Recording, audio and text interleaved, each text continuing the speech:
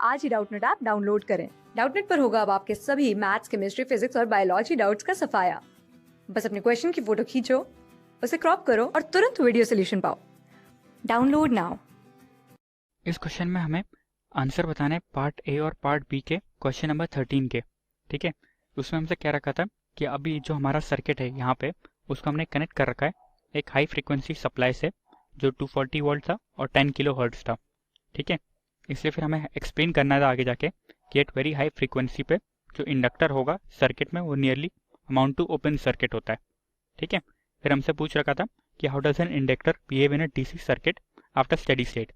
ठीक है, तो मतलब पहले आप देख सकते हैं हमारे पास सर्किट क्या था, उसमें हमारे पास था एक रेजिस्टेंस था। ठीक है, एक रेजिस्टेंस था और एक इंडक्टर कनेक्ट था हमारा। ये रेजिस्टेंस और इंडक्टर हमारे सीरीज में कनेक्ट थे और अब हमने इनको कनेक्ट कर दिया है एक एसी सोर्स से। ठीक है, एक एसी सोर्स से कनेक्ट कर रखा है जिसकी फ्रीक्वेंसी है हमारे पास 10 किलो हर्ट्स। ठीक है, इसकी फ्रीक्वेंसी है हमारे पास 10 किलो हर्ट्स में। 10 किलो हर्ट्स यानी 10 की पावर 4 हर्ट्स में हो जाएगा। ठीक है, जो कि 10 इंटू 10 की पावर 3 करेंगे तो उसकी वैल्यू हर्ट्स में आ जाती, यानी 10 की पावर 4 हर्ट्स फ्रीक्वेंसी थी हमारे पास। ठीक है, और इसका जो हमारे पास VRMS था, VRMS अभी हमें गिवन है 240 वोल्ट। ठीक है, VRMS था हमारे पास 240 वोल्ट। तो आप देख सकते हैं उस समय पार्ट ए और पार्ट बी में हमें क्या निकालना था। पार्ट ए में हमें निकालना था पीक करंट। ठीक है, पीक वैल्यू ऑफ करंट निकालना था हमें और फेस एंगल निकालना था पार्ट बी में। ठीक है, पार्ट बी में हमें फेस एंगल निकालना था, 10 फाई की वैल्यू बतानी थी। ठीक है, फेस एंगल की वैल्यू बतानी थी हमें। ठीक है, तो आप देख सकते हैं अभी क्या हो रहा होगा हमारे पास, क्योंकि ये हाई फ्रीक्वेंसी सोर्स से अभी हमने कनेक्ट कर दिया है तो इसकी फ्रीक्वेंसी बहुत ज़्यादा है। उस वाले केस में फ्रीक्वेंसी से 50 हर्ट्स थी, अभी फ्रीक्वेंसी 10 की पावर 4 हर्ट्स है। तो जब हम पीक करंट निकाल रहे होंगे तो उसकी वैल्यू क्या होती, उसकी वैल्यू होती है हमारे पास V0 अपॉन में Z चल रहा होता। ठीक है, V0 कितना होता है हमारे पास, V0 होता है हमारे पास VRMS इंटू √2 होता। ठीक है, VRMS इंटू √2 होता और Z होता हमारे पास under root of R square plus XL square होता। ठीक है, R स्क्वायर प्लस XL का स्क्वायर चल रहा होता।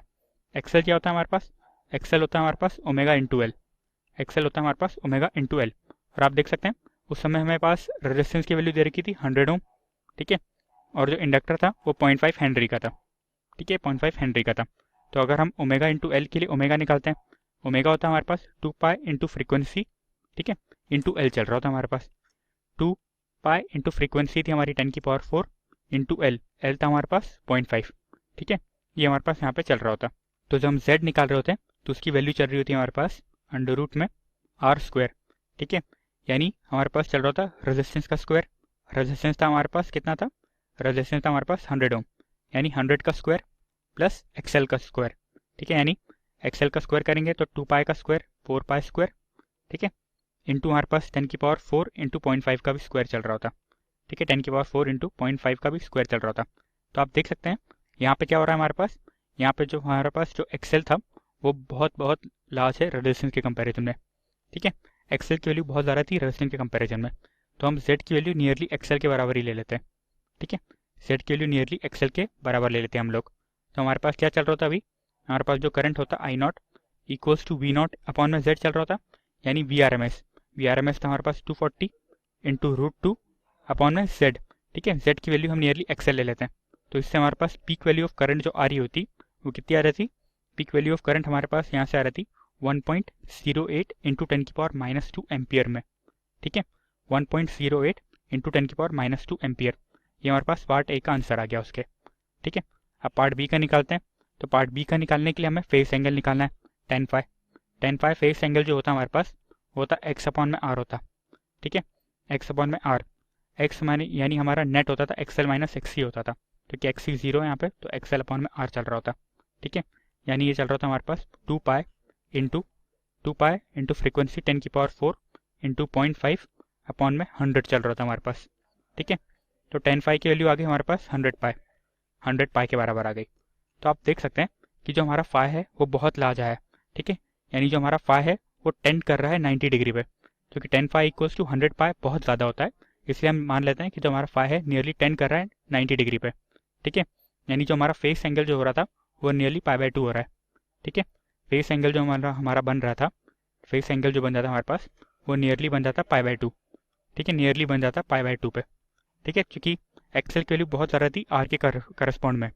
ठीक है, एक्सेल की वैल्यू आर के करस्पॉन्ड में बहुत ज़्यादा थी, तो आर को नियरली हम 0 ही मान लेते थे।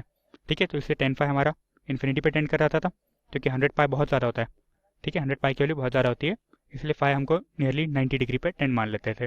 ठीक है, तो हमसे बोल रखा था कि यहाँ पे आप देख सकते हैं, चूँकि इंडक्टर हमारा क्या कर रहा है, 90 डिग्री पे टेंड कर रहा है। ठीक है, यानी ये हमारा एक तरीके से ओपन सर्किट की तरह बिहेव कर रहा है, क्योंकि इंडक्टर का रेजिस्टेंस बहुत ज़्यादा है।